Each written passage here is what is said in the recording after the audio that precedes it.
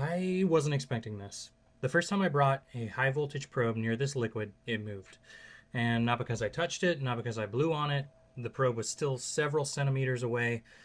Somehow the liquid is still moving, it's already reacting, and honestly, at first, I thought I was doing something wrong here. So I tried it again and again, and I got the same result. What exactly is this material? So a few days ago, I received this tiny vial, half a gram. Inside of it was a material called LCDIO. At first glance, it doesn't look like anything particularly impressive. It's just a fine white powder. But this powder hides something incredibly unusual. Once it was heated, it melts into a liquid crystal, and most people have heard this term liquid crystal before in LCD televisions, computer monitors, phone screens. Liquid crystals are pretty much everywhere. But this isn't the kind that's used in your TV. This belongs to a much newer and much stranger class of materials called ferroelectric nematic liquid crystals. And that's where things start to get interesting. Most liquid crystals don't have any long-range organization. Their molecules move around randomly, but liquid crystals are different. They still flow like a liquid, but the molecules tend to align with one another. And ferroelectric nematic liquid crystals take that one step further. Instead of simply pointing in roughly the same direction, they actually align electrically as well. And the material develops what's called a spontaneous polarization. So in other words, the entire liquid begins behaving like a bunch of microscopic electric dipoles all pointing in the same direction. That means that electric fields can interact with the material much more strongly than with ordinary liquids. When I first started reading the research papers, one phrase kept appearing over and over: strong responses to electric fields. So naturally, that got my attention because if you've been following the channel, you know that I've been exploring electrostatics and actuation for artificial muscles, and I couldn't help but wonder what happens if I expose this material to a much stronger electric field. The papers specifically referenced relatively weak electric fields and still got really astounding results. But they didn't really reference fields higher than about 200 volts per millimeter.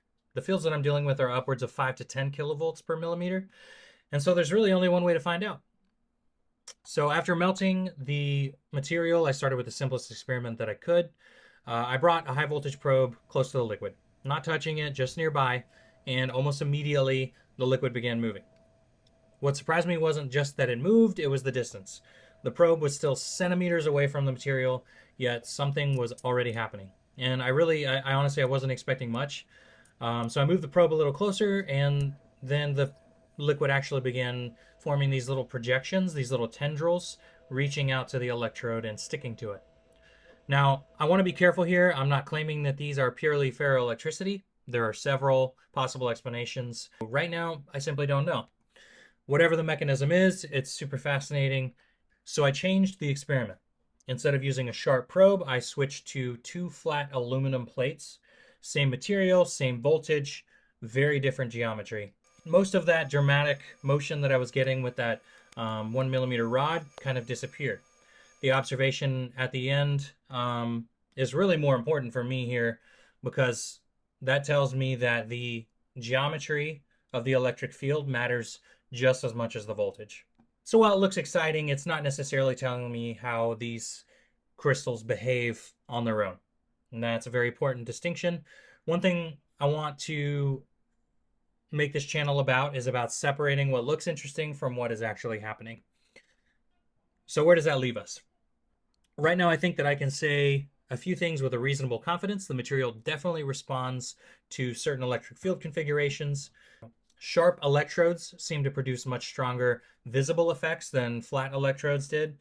So field geometry definitely matters for this material. And at least some more dramatic behavior may involve conventional electrostatic effects rather than pure ferroelectric physics. Everything beyond that is still really just an open question. And honestly, that's my favorite part because science isn't about pretending to have all of the answers. It's about asking questions and finding better questions to ask. So over the next few videos, I think I'm going to try to slow this down a little bit. I'm going to control one variable at a time. I'm going to try different electrode configurations, different geometries, different voltages, temperatures, distances, all that good stuff. And I want to figure out exactly what is going on in this material. And more importantly, I want to figure out why. If we can understand the physics behind these interactions, it could have implications far beyond what is in this tiny little petri dish and this 5 grams of white powder.